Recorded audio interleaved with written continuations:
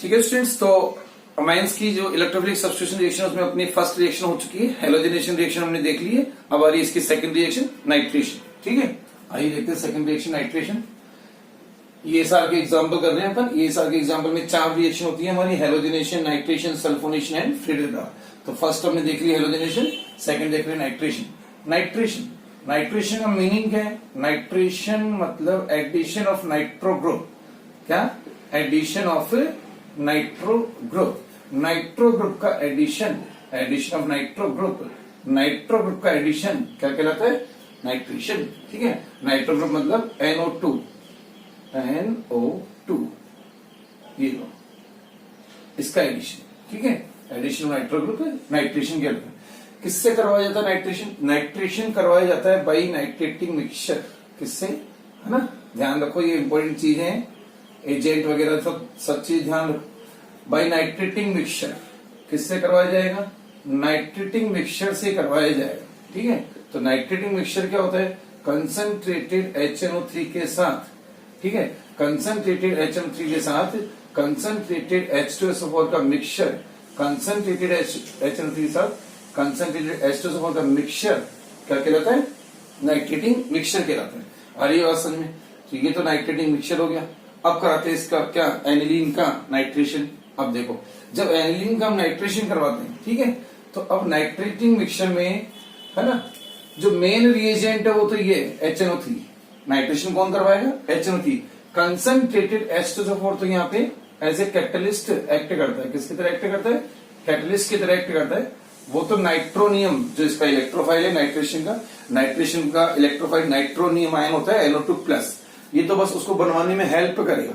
ठीक है, end of the reaction पे H2SO4 लास्ट में वापस से रीजनरेट हो जाएगा, इसलिए ये तो एज ए कैटलिस्ट एक्ट करता है। तो मेन जो नाइट्रेशन हो रहा है वो किससे हो रहा है? कंसंट्रेटेड HNO3 से हो रहा है। ठीक है, अब कंसंट्रेटेड HNO3 के साथ क्या प्रॉब्लम है कि वो नाइट्रेटिंग एजेंट तो है ही। ठीक है, अब ये क्या नाइट्रेटिंग एजेंट तो ये है ही है, खैर, है ना, नाइट्रेटिंग एजेंट तो है ही, और साथ ही साथ क्या है ये? एज वेल एज ये क्या है? एक स्ट्रॉन्ग ऑक्सीडाइजिंग एजेंट भी है।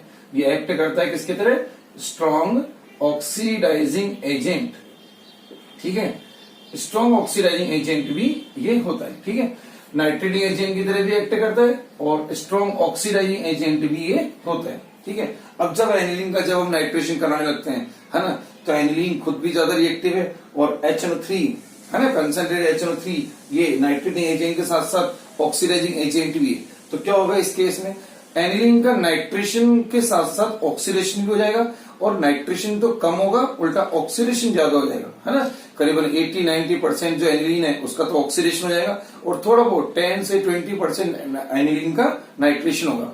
ठीक है, तो क्या होता है जब हम नाइट्रेशन कराते हैं, जब हम डायरेक्ट नाइट्रेशन कराते हैं एनिलीन का, जब हम एनिलीन का डायरेक्ट नाइट्रेशन कराते हैं, ये जैसे हमने एनिलीन का करवाया नाइट्रेशन, है ना, कंसंट्रेटेड HNO3 के साथ क्या लगा के, कंसंट्रेटेड HNO3 के साथ कंसंट्रेटेड H2SO4 यानी कि नाइट्रेटिंग मिक्सचर, है ना, ये करवाया, तो क्या होगा कि मैक्सिमम जो एनिलीन है, मैक्सिमम एनिलीन का क्या हो जाएगा? ऑक्सीडेशन हो जाएगा। ठीक है, तो ऑक्सीडेशन प्रोडक्ट्स आएंगे क्या? मेजर ऑक्सीडेशन प्रोडक्ट्स, है ना। अब ऑक्सीडेशन प्रोडक्ट्स में वैसे क्या होंगे, मैं आपको थोड़ा बता देता हूँ। ऑक्सीडेशन प्रोडक्ट में क्या आएंगे?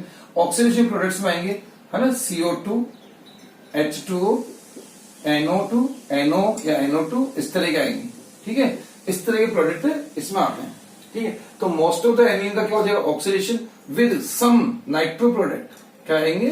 थोड़े बहुत ही नाइट्रो प्रोडक्ट आएंगे, नाइट्रेशन बहुत थोड़ा सा ही होता है। आगे बात समझ में? तो ये बहुत कम हुआ है और ऑक्सीडेशन हो गया मैक्सिमम।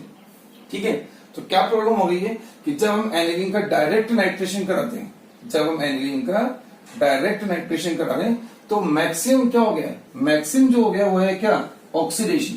ऑक्सीडेशन प्रोडक्ट ज्यादा रहते हैं और नाइट्रो प्रोडक्ट बहुत ही कम आते हैं।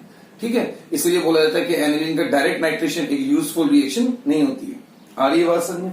तो क्या प्रॉब्लम हुई, है ना, कंसंट्रेटेड HNO3 एक नाइट्रेटिंग एजेंट तो है ही है, वो एक नाइट्रेटिंग एजेंट तो होता ही है, साथ ही साथ वो एक क्या, एक पावरफुल, एक स्ट्रॉन्ग ऑक्सीडाइजिंग एजेंट भी होता है। ठीक है, स्ट्रॉन्ग ऑक्सीडाइजिंग एजेंट भी होता है, इसलिए जब हम एनिलीन का डायरेक्ट नाइट्रेशन कर देते हैं तो फिर ऑक्सीडेशन मैक्सिमम एनिलीन का, मोस्ट ऑफ द एनिलीन का क्या होता है, ऑक्सीडेशन होता है थोड़े से नाइट्रो प्रोडक्ट के साथ में। आ रही है बात समझ में, ठीक है। तो अब इसलिए बोला जाता है कि डायरेक्ट एनिलीन का डायरेक्ट नाइट्रेशन एक यूजफुल रिएक्शन नहीं होती है।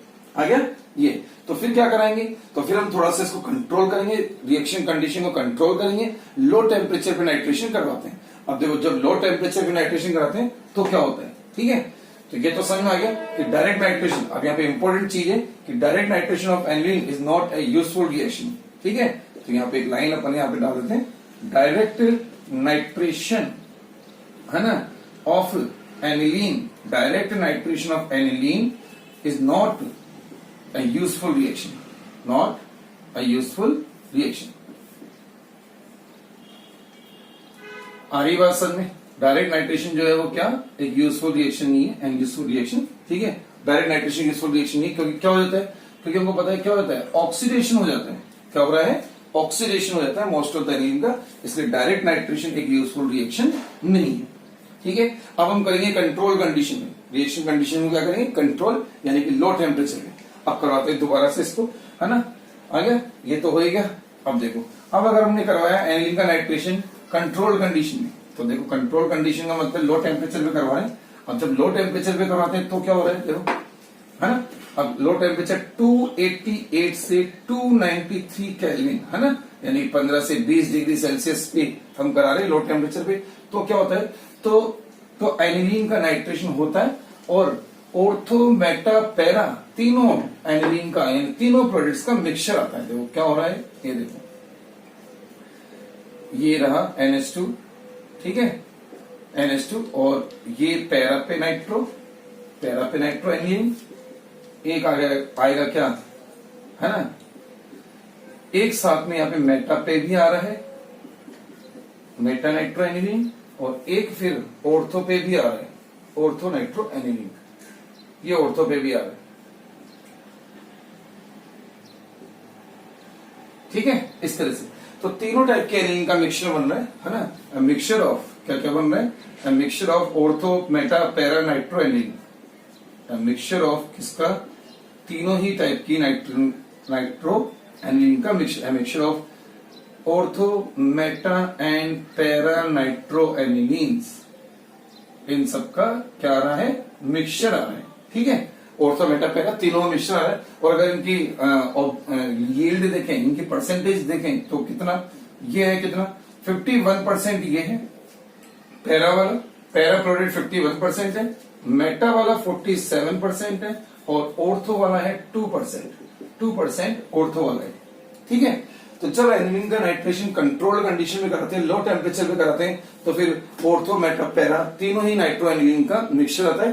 हालांकि ऑर्थो बहुत ही नेग्लिजिबल है, ऑर्थो तो ना के बराबर है, ठीक है। मेन तो पैरा और मेटा को देखे तो ऑलमोस्ट 1:1 रेशो में आ गए, है ना, 51 47 ऑलमोस्ट अप्रोक्सीमेट 1:1 रेशो में ही आ गए, ठीक है। तो ये अब लेकिन यहाँ पे जो क्वेश्चन बन रहा है, यहाँ पे जो डाउट बन रहा है वो ये बन रहा है क्या, कि NH2 ग्रुप हमने देख लिया था कि NH2 ग्रुप का डायरेक्टिव इन्फ्लुएंस कैसे है। हमको पता है कि NH2 ग्रुप एक ओपी डायरेक्टिंग ग्रुप है। कैसा ग्रुप है, NH2 ग्रुप एक ओपी डायरेक्टिंग ग्रुप है, ठीक है। अब हमको पता है कि ओपी डायरेक्टिंग ग्रुप अगर लगा होता है तो प्रोडक्ट्स क्या आते हैं, ऑर्थो पैरा वाले आते हैं। तो ऑर्थो पैरा वाले तो आ रहे हैं, है ना, ऑर्थो पैरा वाले आ रहे हैं, बट साथ में मेटा भी आ रहा है, और मेटा भी अच्छे खासे अमाउंट में आ रहा है, इतना लार्जर अमाउंट में आ रहा है, ऑलमोस्ट पैरा के इक्वली आ रहा है ना, 51 47, है ना। तो इतना लार्जर अमाउंट में मेटा नाइट्रो एनिलीन, मेटा वाला प्रोडक्ट कैसे बन गया। अब ये डाउट बनता है कि मेटा नाइट्रो एनिलीन भी कैसे बन गया, वो भी 47%, ठीक है। तो बात समझ में आ रही, क्या डाउट बनेगा यहाँ पे कि NH2 ग्रुप जो है वो ओपी डायरेक्टिव नेचर का होता है, इसके हिसाब से हमारे जो प्रोडक्ट आने चाहिए तो कौन सा आने चाहिए थे, ऑर्थो और पैरा ही आने चाहिए थे, बट यहाँ पे मेटा भी आ रहा है, और मेटा अच्छे खासे अमाउंट में आ रहा है, 47%, ऑलमोस्ट पैरा के इक्वल ही आ रहा है। तो अब डाउट ये कि इतना लार्ज अमाउंट में मेटा प्रोडक्ट का आना कैसे हो गया, ठीक है। तो ये देख रहे हैं कि अब अनएक्सपेक्टेड जो ये अनएक्सपेक्टेड मेटा वाला प्रोडक्ट आया है, ये इसका क्या रीजन है, ये क्यों आया, ये कैसे आ गया, है ना। तो अब जो क्वेश्चन बनता है, एनसीईआरटी में भी क्वेश्चन है, इंपॉर्टेंट जो डाउट बनता है वो यही बनता है कि मेटा नाइट्रो एनिलीन जो अनएक्सपेक्टेड है वो कैसे आ गया, ठीक है। चलो उसको तो अपन देखते हैं। फिलहाल ये भी अपने देखा समझ में आया है ना। अब समझते हैं मेटा नाइट्रोएनिलीन कैसे बनता है। आओ देखो देखते हैं। जब हम नाइट्रेशन करवा रहे हैं, है ना, अब हमको पता है कि जब नाइट्रेशन हम करवा रहे हैं एनिलीन का, तो हम नाइट्रेशन करवा रहे हैं नाइट्रेटिंग मिक्सचर से। किससे करवा रहे हैं नाइट्रेशन? नाइट्रेशन करवाया जा रहा है नाइट्रेटिंग मिक्सचर से। नाइट्रेटिंग मिक्सचर में जो दोनों एसिड है ना, अब देखो क्या होगा। नाइट्रेटिंग मिक्सचर के जो दोनों एसिड हैं, दोनों ही क्या है, एक तो स्ट्रॉन्ग एसिड है, कंसंट्रेटेड HNO3 भी कैसा, स्ट्रॉन्ग, ठीक है, और H2SO4 भी कैसा, वो भी स्ट्रॉन्ग एसिड, ठीक है। तो कंसंट्रेटेड HNO3 के साथ कंसंट्रेटेड क्या है, H2SO4, और दोनों का मिक्सचर जो है वो कैसा है, वो स्ट्रॉन्ग एसिड, दोनों ही स्ट्रॉन्ग एसिड है, दोनों स्ट्रॉन्ग है। पहली बात तो पहले तो दोनों स्ट्रॉन्ग एसिड है, कंसंट्रेटेड भी है, दोनों ही कंसंट्रेटेड भी है, और दोनों साथ हैं, ठीक है।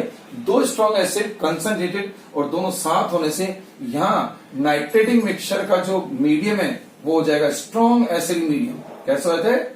Strong acidic medium. Strong acidic medium हो जाता है। स्ट्रॉन्ग एसिडिक मीडियम में, अब स्ट्रॉन्ग एसिडिक मीडियम में क्या होगा, स्ट्रॉन्ग एसिडिक मीडियम में NH2 एनिलीन का जो NH2 ग्रुप है वो क्या हो जाएगा, वो एनिलीनियम में कन्वर्ट हो जाएगा। कैसे? H+ आयन को एक्सेप्ट करके। H+ आयन कहां से आएगा? इनसे। इस मिक्सचर में जो कि स्ट्रॉन्ग एसिड मिक्सचर हो चुका है ना, नाइट्रेटिंग मिक्सचर अपने आप में एक स्ट्रॉन्ग एसिड मीडियम है, और इसके अंदर अब H+ बहुत अच्छी कंसंट्रेशन में H+ आयंस आ चुके हैं, और अब इन H+ के प्रेजेंस में, इन H+ की वजह से ये NH2 जो अपना लोन पेयर वो इस H+ को देगा और कन्वर्ट हो जाएगा किसमें, कन्वर्ट हो जाएगा ये एनिलीनियम में। ये देखो अब ये कन्वर्ट हो गया किसमें, एनिलीनियम आयन में आ गया। ये एनिलीन था, ठीक है, ये एनिलीन, और नाइट्रेटिंग मिक्सचर का स्ट्रॉन्ग जो एसिड मीडियम है, नाइट्रेटिंग मिक्सचर का जो स्ट्रॉन्ग एसिड मीडियम में, उसमें एनिलीन कन्वर्ट हो जाएगा क्या, प्रोटॉन एक्सेप्ट करके कन्वर्ट हो जाएगा किसमें, एनिलीनियम आयन में। Anilinium ion. अब एनिलीनियम जो आयन है उसका जो NH3 ग्रुप है, ठीक है, अब वो है कैसा, वो है मेटा डायरेक्टिंग नेचर का। कैसी नेचर का है ये है मेटा डायरेक्टिंग ग्रुप। ये मेटा डायरेक्टिंग ग्रुप है, ठीक है। आ रही बात समझ? ठीक है। तो अब एनिलीन जो स्ट्रॉन्ग एसिड मीडियम में तो कन्वर्ट हो गया किसमें, एनिलीनियम में, और अब एनिलीनियम का जो NH3+ है वो कैसा है, मेटा डायरेक्टिंग ग्रुप है। वो कैसा ग्रुप है, मेटा डायरेक्टिंग ग्रुप, ठीक है।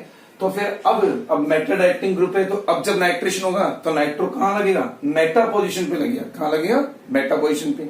तो फिर डाउट ये आता है कि अगर एनिलीन कन्वर्ट हो गया किसमें, एनिलीनियम में, अगर एनिलीन एनिलीनियम में कन्वर्ट हो गया और एनिलीन का जो NH3+ है वो एक मेटा डायरेक्टिंग ग्रुप है, तो फिर तो पूरा प्रोडक्ट, यानी फिर तो 100% प्रोडक्ट कौन सा आना चाहिए, फिर तो मेटा वाला ही आना चाहिए, फिर तो मेटा नाइट्रो एनिलीन ही आना चाहिए। तो बात आ रही है फिर ऑर्थो पैरा क्यों आ रहे हैं, तो ऑर्थो पैरा आने का रीजन ये है कि जो एनिलीन इसमें कन्वर्ट हुई है एनिलीनियम में, है ना, और हमने ये पहले ही देख रखा है कि एनिलीनियम एनिलीन से क्या है, एनिलीनियम जो है एनिलीन से लेस स्टेबल है, ठीक है, और एनिलीन मोर स्टेबल है, ये हमने देख लिया था, ठीक है। और अब क्योंकि ये लेस स्टेबल है इसलिए वापस कन्वर्ट होगा किसमें, ये वापस कन्वर्ट होगा एनिलीन में, ठीक है, ये वापस एनिलीन में कन्वर्ट होगा, यानी कि ये एक तरह से क्या हो जाएगा, रिवर्सिबल रिएक्शन हो जाएगी, ठीक है, रिवर्सिबल रिएक्शन होगी, यानी कि इसमें इक्विलिब्रियम आ जाएगा, ये आपस में एक दूसरे में इंटर कन्वर्ट होते रहेंगे तो इक्विलिब्रियम अटेन हो जाएगा। तो इक्विलिब्रियम पे हम देखेंगे कि कुछ अमाउंट तो एनिलीन का एनिलीन के फॉर्म में रहेगा और कुछ कन्वर्ट हो जाएगा किसमें, एनिलीनियम में। अगर परसेंटेज की बात करें तो एनिलीनियम यानी कि ये इक्विलिब्रियम कितनी परसेंटेज पे आता है, एनिलीनियम रहेगा 47% और एनिलीन रहेगा 53%, ठीक है। एनिलीनियम 47 और 53, इस पर ये इक्विलिब्रियम अटेन हो जाएगा। यानी कि अब रिएक्शन मिक्सचर में, अगर हम रिएक्शन मिक्सचर की बात करें तो अब रिएक्शन मिक्सचर में हमारे पास एनिलीन भी होगी और उसमें क्या, एनिलीनियम आयन भी होगा, दोनों साथ होंगे। आ रही है, 53% उसमें एनिलीन है, 47% उसमें क्या है, एनिलीनियम आयन है, ठीक है। अब क्योंकि हमको पता है कि NH2 ग्रुप कैसा है, ये ग्रुप ओपी डायरेक्टिंग नेचर का है, ये ग्रुप कैसा है, ओपी डायरेक्टिंग, इसलिए इसके अब इस वाले है ना 53% जो एनिलीन है उससे तो आएंगे कौन से प्रोडक्ट, उससे तो आएंगे ऑर्थो पैरा वाले प्रोडक्ट, जिनमें से पैरा वाला 51% आ रहा था, इसी से आ रहे थे क्या, 51% तो आ रहा था पैरा प्रोडक्ट, ठीक है, और 2% है ना, क्योंकि वो स्टेरिक हिंड्रेंस हमको पता है, स्टेरिक हिंड्रेंस की वजह से ऑर्थो प्रोडक्ट क्या लेस स्टेबल होता है, इसलिए ये आता है। फिर माइनर, नेग्लिजिबल, ये माइनर आता है, और पैरा प्रोडक्ट फिर मेजर आता है। तो 53% NH2 मतलब एनिलीन के होने की वजह से, जो कि ओपीडाइटिंग ग्रुप वाला है, NH2 ग्रुप ओपीडाइटिंग है, इसलिए ऑर्थो पैरा आएंगे। और 47% जो एनिलीनियम है उसका ये मेटाडाइटिंग ग्रुप है, इसलिए यहां से आता है फिर क्या, यहां से आता है मेटा नाइट्रो एनिलीन। आ गया, यहां से आएगा मेटा नाइट्रो एनिलीन। वो कैसे आएगा, पहले तो इसका नाइट्रेशन होगा, NH3 प्लस और नाइट्रो मेटा पे आ जाएगा, ठीक है। बाद में फिर अमोनियम हाइड्रोक्साइड में इसको जब डिसोल्व करेंगे, अमोनियम हाइड्रोक्साइड के साथ रिएक्शन करेंगे, तो ये H प्लस इसका हट जाएगा और ये बन जाएगा वापस से NH2 ग्रुप। आ गया, इस तरह से मेटा नाइट्रो एनिलीन भी आता है। आ गया समझ में। तो ये मेटा प्रोडक्ट भी आ रहा है 47%, ये मेटा प्रोडक्ट 47% भी आ रहा है। आगे बात है समझ में, है ना। तो इस तरह से देखा हमने कि क्यों एनिलीन का जब नाइट्रेशन कराया जा रहा है तो उसमें मेटा वाला प्रोडक्ट क्यों आ रहा है, अनएक्सपेक्टेड मेटा, वो भी लार्जर अमाउंट में, इतना लार्जर अमाउंट में। और अनएक्सपेक्टेड मेटा आने का रीजन क्या हो गया कि एनिलीन को जब नाइट्रेटिंग मिक्सचर में रखते हैं तो नाइट्रेटिंग मिक्सचर अपने आप में एक स्ट्रॉन्ग एसिड मीडियम है, उसमें एनिलीन का जो NH2 है वो H प्लस गेन करके किस में कन्वर्ट हो जाता है, NH3 प्लस, यानी कि चीज बन जाती है एनिलीनियम, ठीक है। अब NH3 प्लस जो है वो मेटाडाइटिंग ग्रुप होता है ना, ये इलेक्ट्रॉन डेफिशिएंट ग्रुप है, इलेक्ट्रॉन डेफिशिएंट ग्रुप मेटाडाइटिंग हो ही जाते हैं, ठीक है। मतलब इसका की एटम जो इलेक्ट्रॉन डेफिशिएंट हो, की एटम मतलब जो बेंजीन से डायरेक्ट अटैच हो, आ गया, तो वो मेटाडाइटिंग ग्रुप है। अब बात आती है कि अगर ये मेटाडाइटिंग ग्रुप है तो फिर तो पूरा 100% प्रोडक्ट मेटा ही बनना चाहिए, बट ऐसा नहीं है, क्योंकि जो एनिलीनियम बना है वो वापस कन्वर्ट भी होगा, किसमें, एनिलीन में वापस कन्वर्ट भी होगा। तो अब रिएक्शन क्या हो जाएगी, रिवर्सिबल, और इसमें एक इक्विलिब्रियम अटेन होगा। इक्विलिब्रियम पर एट इक्विलिब्रियम देखें तो 53% एनिलीन मिलेगी, क्योंकि वो मोर स्टेबल है, थोड़ी ज्यादा मिलेगी, और एनिलीनियम क्योंकि लेस स्टेबल है, थोड़ी कम मिलेगी। अब मिक्सचर में दोनों है तो NH2 ग्रुप के ओपीडाइटिंग नेचर से ऑर्थो पैरा प्रोडक्ट आ रहे हैं, और NH3 प्लस के मेटाडाइटिंग ग्रुप से मेटा प्रोडक्ट भी आ रहे हैं, ठीक है। ये बात हो गई। अब यानी कि एनिलीन के नाइट्रेशन में दो प्रॉब्लम सामने आ चुकी है। एक तो डायरेक्ट हम करा नहीं सकते, क्योंकि डायरेक्ट अगर एनिलीन का नाइट्रेशन कराते हैं, डायरेक्ट नाइट्रेशन कराते हैं तो नाइट्रेशन तो कम होता है, उल्टा ऑक्सीडेशन ज्यादा हो जाता है। ऑक्सीडेशन होता है 90% एनिलीन, हमने देख लिया कि 90% एनिलीन का ऑक्सीडेशन होता है, क्योंकि HNO3 नाइट्रेटिंग एजेंट के साथ साथ एक पावरफुल ऑक्सीडाइजिंग एजेंट भी होता है। तो डायरेक्ट नाइट्रेशन वैसे यूजफुल नहीं है। लो टेम्परेचर पे करवाया तो मेटा प्रोडक्ट की भी प्रॉब्लम आ रही है कि मेटा प्रोडक्ट आ रहा है, अनएक्सपेक्टेड मेटा भी बन रहा है। तो अब इन सारी प्रॉब्लम्स को अवॉइड करने के लिए क्या करें, एक दूसरा कन्वीनियंट रूट है, दूसरा कन्वेंशनल मेथड जो है वो ये बताया गया कि आप क्या करो पहले, है ना, उससे दोनों प्रॉब्लम सोल्व हो जाएगी। एक तो ऑक्सीडेशन की प्रॉब्लम भी सोल्व हो जाएगी, एक मेटा जो प्रोडक्ट आ रहा है वो भी नहीं आएगा। उसके लिए क्या करो पहले, है ना, इन सबके लिए रिस्पॉन्सिबल कौन है, ये लोन पेयर। इस लोन पेयर या NH2 ग्रुप की लोन पेयर जो है वही देखो, वो लोन पेयर अगर बिजी हो जाए किसी तरह से तो ना तो वो H प्लस को जा पाएगा, है ना।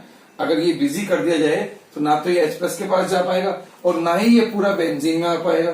तो हमारी जो दोनों प्रॉब्लम्स थी वो सॉर्ट आउट हो जाएगी। एक तो क्या कि जो डायरेक्ट नाइट्रेशन करा रहे थे उसमें ऑक्सीडेशन हो गया था, वो भी नहीं होगा, और जो अगर ये लोन पेयर बिजी रहेगा तो ये H प्लस के लिए अवेलेबल नहीं रहेगा, तो फिर एनिलीनियम भी नहीं आएगा, तो मेटा प्रोडक्ट वाली प्रॉब्लम भी दूर हो जाएगी।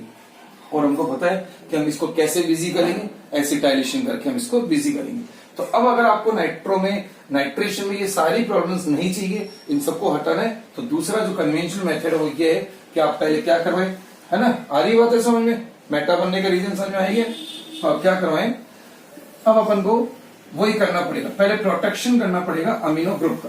पहले करेंगे हम क्या, प्रोटेक्शन ऑफ अमीनो ग्रुप। आओ जो क्या करें, पहले एसिटाइलेशन करवाएंगे। ये लो, ये लिया अपन ने एनिलीन, ठीक है, एनिलीन वही जैसे हेलोजनेशन में किया था अपन, एनिलीन लिया, इसका करवाया पहले एसिटाइलेशन। एसिटाइलेशन को पता है किससे होता है, CH3COCl से, या फिर किससे करा लो, एसिटिक एनाइड्राइड CH3CO का होल ट्वाइस O, है ना। तो ये तो हो गया एसिटाइलेशन, ठीक है। ये पहले हमने करवाया एसिटाइलेशन।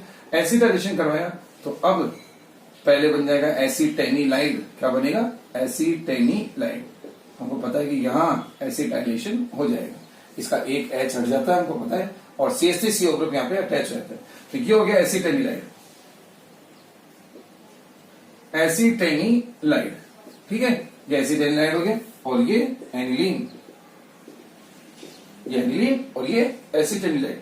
ठीक है, ये एसिड एनालाइड हो गया। और अब एसिड एनालाइड का नाइट्रेशन करवाएंगे तो अब मेटा वाली प्रॉब्लम भी नहीं होगी, और क्या मेटा वाली प्रॉब्लम भी नहीं है, और ऑक्सीडेशन की प्रॉब्लम भी नहीं होगी। ठीक है, अब कराते हैं हम नाइट्रेशन। नाइट्रेशन के लिए वही क्या लेना है आपको, कंसंट्रेटेड HNO3 के साथ कंसंट्रेटेड, मैं इसको एक ही एरो पे लिख देता हूं, है ना, इस तरह से लिख लेते हैं इसको अपन, ये इसको ऐसे लिख लेते हैं, कंसंट्रेटेड HNO3 के साथ कंसंट्रेटेड H2SO4।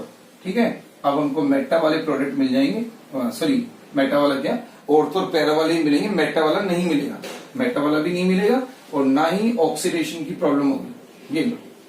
ये लो एक बार तो ये आ गया, ये लो मैं इसको ऐसे देता हूं NHCOCH3, एक बार तो पैरा पे आ जाएगा नाइट्रो, ठीक है, और एक बार ऑर्थो पे आ जाएगा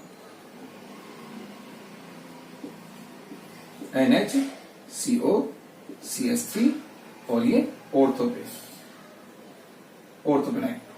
आगे बात समझ में, तो ऑर्थो ये तो हो गया पैरा नाइट्रो एसिटेनिलाइड, पैरा नाइट्रो एसिटेनिलाइड, ये तो हो गया पैरा नाइट्रो एसिटेनिलाइड, ये हो गया ऑर्थो नाइट्रो एसिटेनिलाइड, ऑर्थो नाइट्रो एसिटेनिलाइड।